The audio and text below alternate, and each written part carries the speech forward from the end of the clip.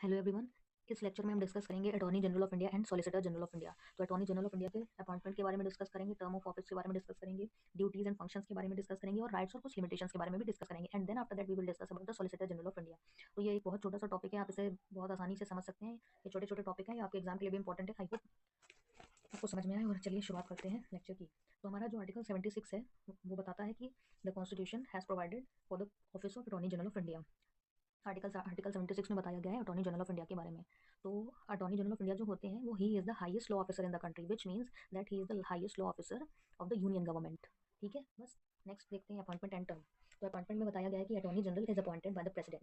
तो attorney general जी जो होते हैं वो राष्ट्रपति साहब के द्वारा अपॉइंट किए जाते हैं, और राष्ट्रपति जी एक ऐसे पर्सन को अपॉइंट करेंगे एज एन अटॉर्नी जनरल जो कि सुप्रीम कोर्ट के जज बनने के लिए एलिजिबल है। ठीक है, और नेक्स्ट क्वालिफिकेशन जो है वो है he must be a citizen of India, मतलब कि वो भारत की नागरिक होना चाहिए। मतलब ये क्वालिफिकेशन तो मैंडेटरी है। और नेक्स्ट क्वालिफिकेशन है अपॉइंटमेंट की, he must have been a जज of some high court for 5 years और an advocate of some high court for 10 years और an eminent jurist in the opinion of president. इसका मतलब है कि वो जज रहे हों किसी हाई कोर्ट के 5 साल के लिए, या फिर वो एडवोकेट रहे हों किसी हाई कोर्ट के लिए 10 साल के लिए, या फिर एमिनेंट ज्यूरिस्ट हो इन द ओपिनियन ऑफ प्रेसिडेंट, या फिर वो एक एमिनेंट ज्यूरिस्ट हो राष्ट्रपति के ओपिनियन में। ये एमिनेंट ज्यूरिस्ट वाला कॉन्सेप्ट सुप्रीम कोर्ट के केस में होता है, हाई कोर्ट के केस में नहीं होता है।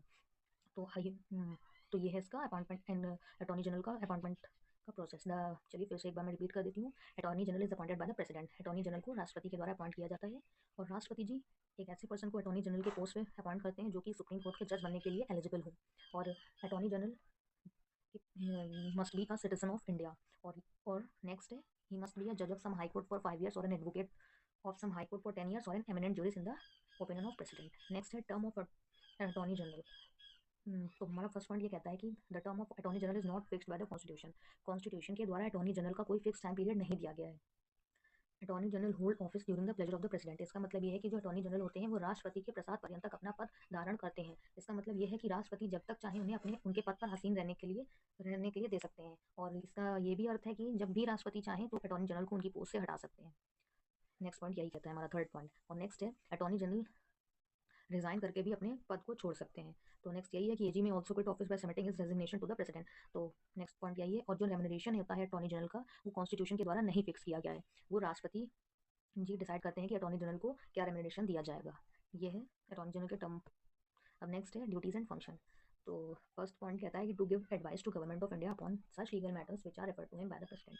तो अटॉर्नी जनरल साहब को गवर्नमेंट ऑफ इंडिया को उन मुद्दों पर एडवाइस देनी होगी जो राष्ट्रपति जी के द्वारा उन्हें बोले गए हैं, जिन मुद्दों पर राष्ट्रपति जी के द्वारा एडवाइस देने के लिए उनसे कहा गया है।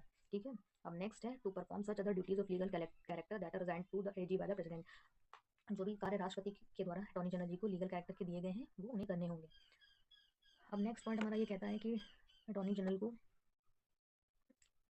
अपीयर होना होगा ऑन गवर्नमेंट ऑफ इंडिया के बिहाफ पे सुप्रीम कोर्ट में, जिसमें भी जिन भी केस में गवर्नमेंट ऑफ इंडिया कंसर्न है, जो भी गवर्नमेंट ऑफ इंडिया से रिलेटेड है। इसका मतलब ये है।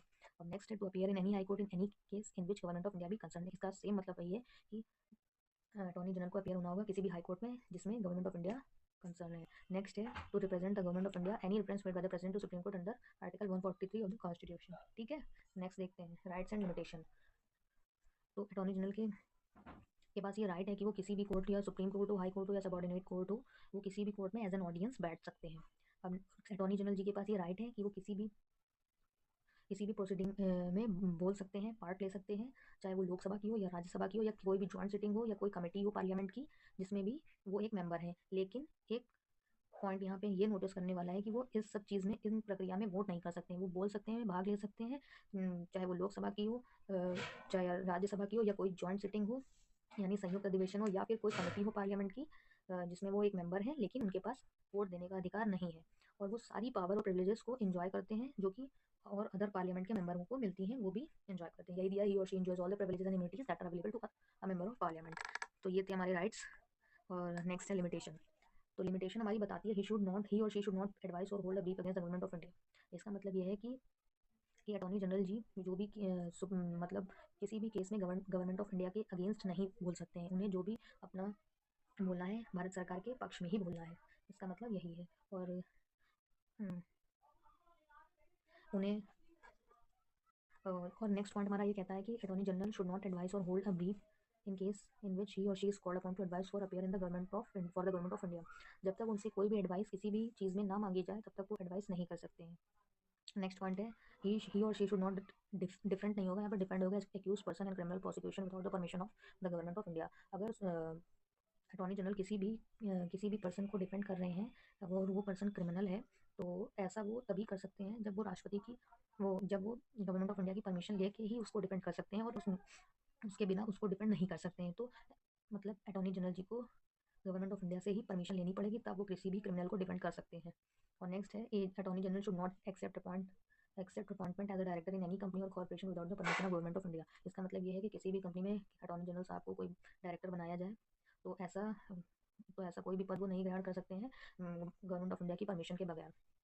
ठीक है, ये थी लिमिटेशन। और नेक्स्ट है attorney general should not advise any ministry department of government of India or any statutory organisation any public sector and the taking unless the proposal for a reference in this regard is received through the Ministry of Law and Justice Department of Legal Affairs। इसका मतलब ये है कि attorney general को advice नहीं करना है किसी भी मिनिस्ट्री डिपार्टमेंट या स्टैट्यूटरी ऑर्गेनाइजेशन पब्लिक सेक्टर, और या जब तक कोई भी ऐसा रेफरेंस रिसीव नहीं किया गया है मिनिस्ट्री ऑफ लॉ और justice department of legal affairs के द्वारा। ठीक है, अब देखते हैं सॉलिसिटर जनरल ऑफ इंडिया। तो सॉलिसिटर जनरल ऑफ इंडिया में है कि there are other law officers of the government of India, they are called solicitor general and additional solicitor general of India. तो जो अटॉर्नी जनरल के अलावा solicitor general of India भी होते हैं और additional solicitor general of India भी होते हैं, क्योंकि ये एक मतलब ऐसा होता है कि बहुत सारे केसेस होते हैं, तो इस मतलब ये जो सब प्रोसेस होता है इसमें बहुत सारा वर्क होता है, तो उनके काम को हेल्प करने के लिए सॉलिसिटर जनरल और एडिशनल सॉलिसिटर जनरल होते हैं। ठीक है, नेक्स्ट है they assist the attorney general in the full कुछ यहाँ पे स्पेलिंग मिस्टेक है। They assist the attorney general in the fulfilment of his or her official responsibilities. वो अटॉर्नी जनरल को हेल्प करते हैं उनकी रिस्पॉन्सिबिलिटी को कंप्लीट करने में। और यहाँ पे एक पॉइंट नोट करने वाला है द कि अटॉर्नी नोट ये करने वाला है कि that only the office of the AG is created by the constitution. मतलब ये है कि article 76 does not mention about the solicitor general and additional solicitor general. मतलब अटॉर्नी जनरल का ही जो है आर्टिकल 76 में अटॉर्नी जनरल के बारे में बताया गया है, ना कि एडिशनल सॉलिसिटर जनरल और सॉलिसिटर जनरल के बारे में 76 आर्टिकल में नहीं बताया गया है। ठीक है, नेक्स्ट पॉइंट हमारा यही कहता है the article 76 does not mention about the solicitor general and additional solicitor general of India. Attorney general जो होते हैं वो सेंट्रल कैबिनेट के मेंबर होते हैं। और नेक्स्ट है कि there is a separate law minister in central cabinet to look after the legal matters at the government level. इसका मतलब ये है कि मतलब अलग लॉ मिनिस्टर होते हैं सेंट्रल कैबिनेट के लिए के जो लुक आफ्टर करेंगे लीगल मैटर्स, गवर्नमेंट के लीगल मैटर्स को। तो ये था हमारा attorney general of India and solicitor general of India का कंप्लीट एक्सप्लेनेशन।